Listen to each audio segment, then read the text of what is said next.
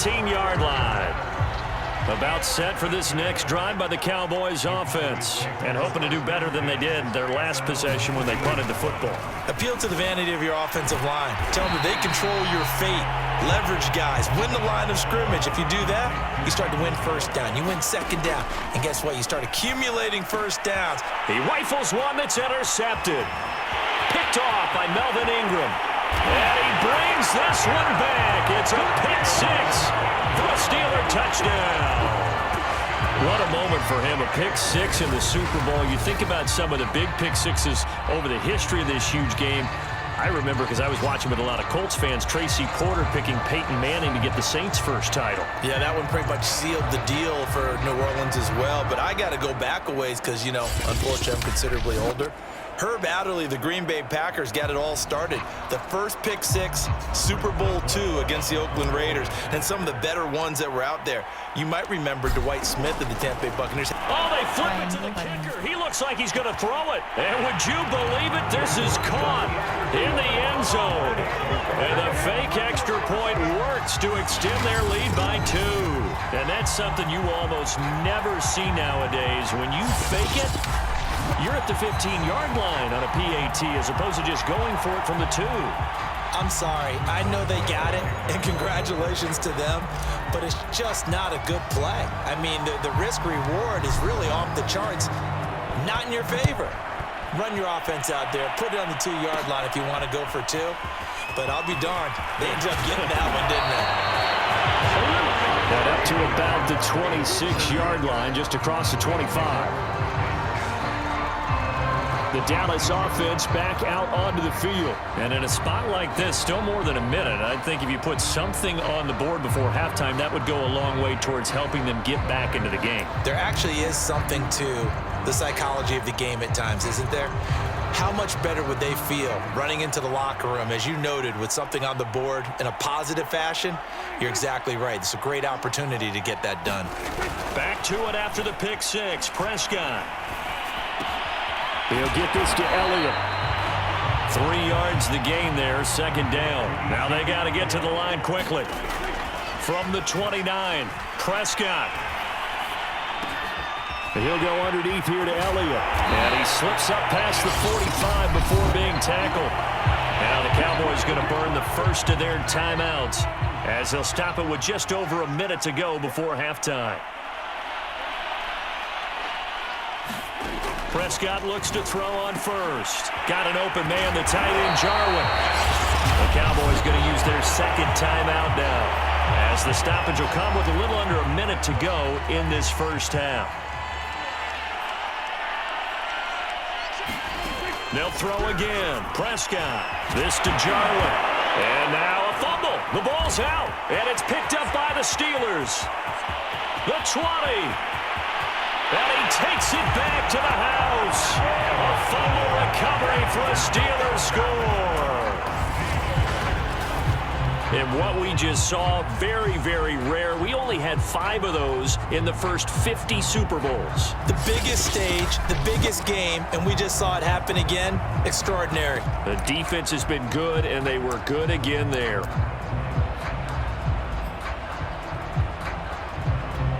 So now the Steeler offense coming onto the field. They'll try to add 2 more.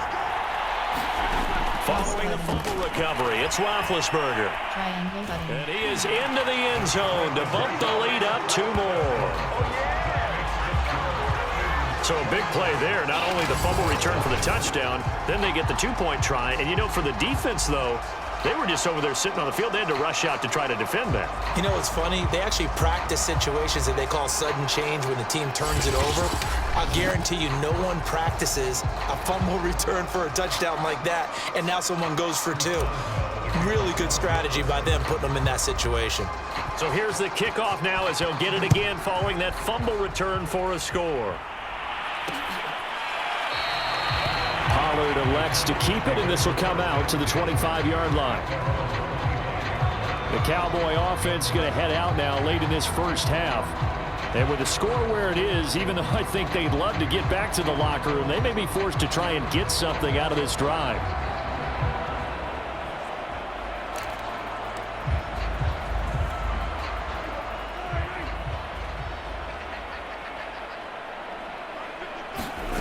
first down. Prescott. And that's Elliott, complete. And he'll get this up past the 25 before he's out of bounds. 3 yards the gain there, second down. And we see another pitch and catch there to the running back. This position just continues to evolve. They become just as critical to the passing attack as a lot of receivers, tight ends, because their ability to make people miss in the open field can really generate big plays for an offense. And able to get this one across the 45 before he's brought down. A first down throw for Prescott. 19 yards to pick up there. Move the chains. And he's able to take it across midfield before going out of bounds. 5 yards on the catch there. Brings up second down.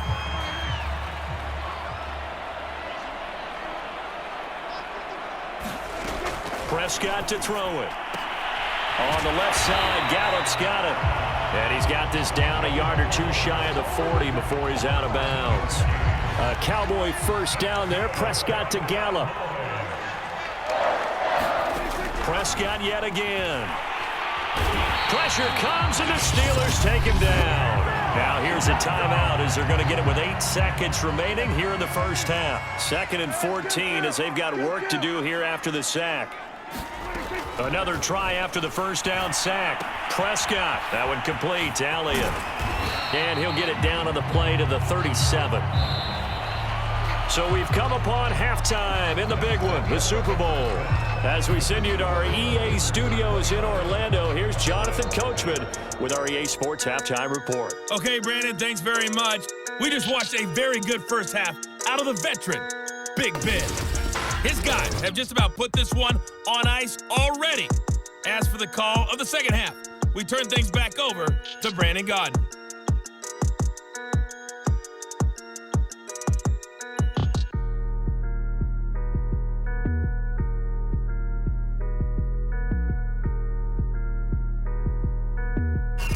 All right, Coach, thank you, and we welcome everyone back for quarter number 3.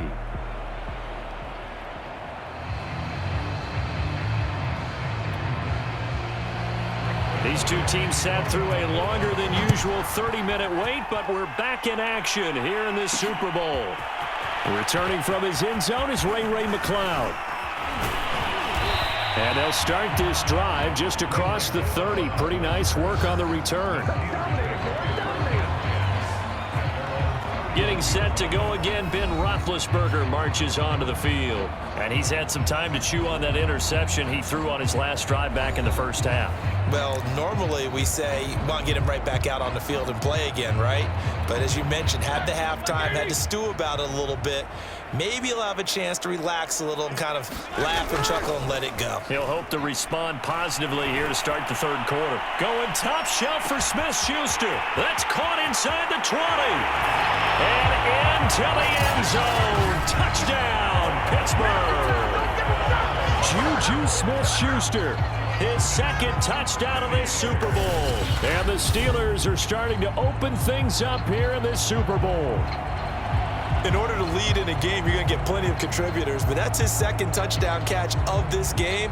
He's one of the key guys in this one. And you better believe he'll be looking for the hat trick here as this one continues to go.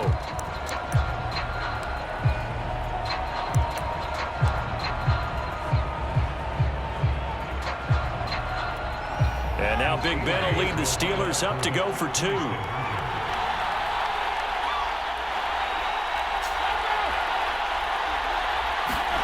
Roethlisberger looking to throw to the goal line, but it's incomplete. I know we could sit up here and dance around it a little bit, but going for 2 in this situation, somebody doesn't like someone else. There's no doubt in my mind. Well, what they couldn't see is you lean back in your chair and you went, yeah, it's not a good decision. They didn't get it, though.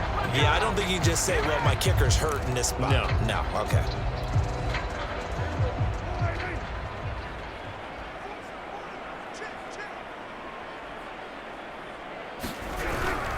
They'll try and get the running game going with Elliott. Yeah, boy, this defense again really making things tough on him as they stop him for no gain. Here's 2nd and 10. Out of the gun, here's Prescott. He'll find Lamb. That's complete.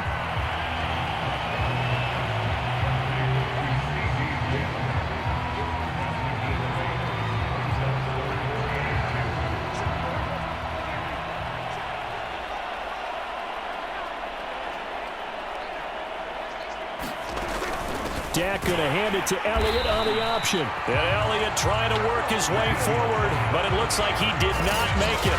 No gain on the play there, and it'll bring up 4th down.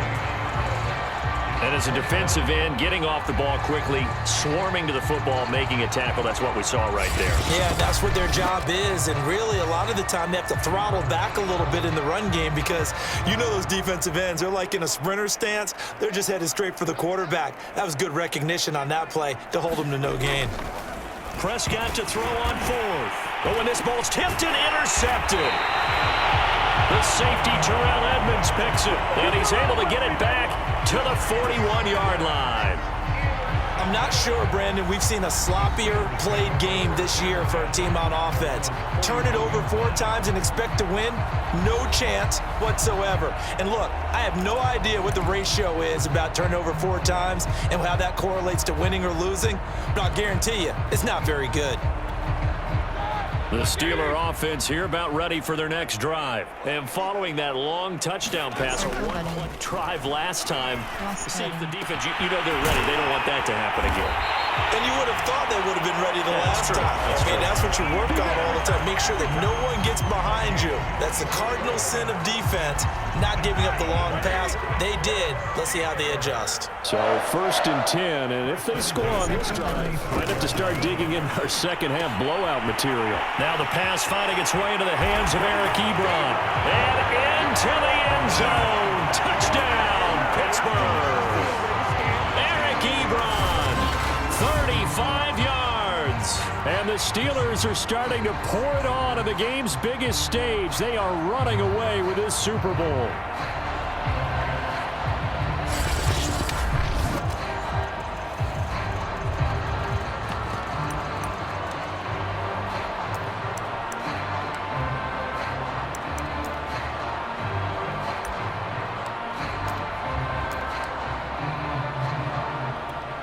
Now Mike Tomlin says, let's go ahead and go for 2. They'll look to throw. Eluding the pressure right. And he's going to be taken down. It's a sack, and they fail on the try for 2. Tried to roll out, make a play outside of the pocket, but couldn't get it done. When you don't have a lot of space for your receivers to operate, and down there is really condensed when you're snapping the ball from the 2-yard line, rolling out, you extend a play, but you don't necessarily open up better avenues for people. And on that play, there's just nowhere to go with the ball, and they end up getting sacked.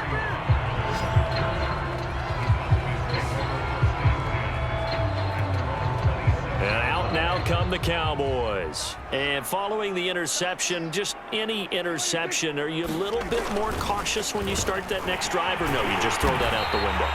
I think you are. I don't think that there's any way you can run back out there and go, totally didn't affect me. Let's just go ahead and be loose with the football again. You're going to take care of it, but you have to be careful about being too cautious because now you can't run any offense at all. Still want to attack. We'll see how they attack him here.